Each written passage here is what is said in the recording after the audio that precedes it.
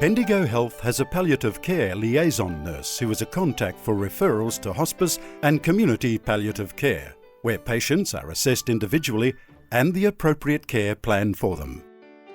We commenced a palliative care liaison nurse through some feedback from patients and families that there was no palliative care input on the acute campus and also the other wards of the subacute campus.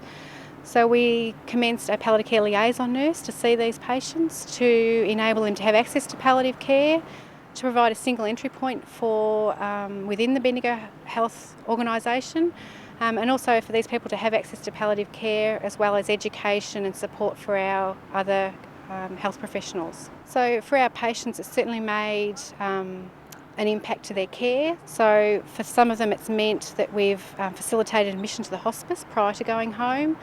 For some of them it's meant that we enable them to be able to go home, so linking in the services that they need to go home and supporting them and their family with that.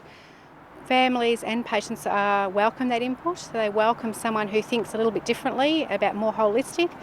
These patients may or may not be linked into the community service, so it enables us to link them in if they're not already. But if they are linked in, it allows us to then gather that information from when they're in the community and make sure that gets brought into the hospital setting as well.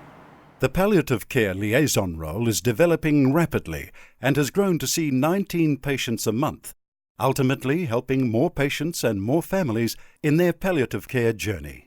For the hospital, it's certainly decreased some lengths of stay, so it's enabled us to get people out of hospital sooner. It's allowed us to use our hospice beds more appropriately for the patients who are of most need, and it's supported other health professionals to provide care, to make sure that they're thinking about the palliative care aspects of care.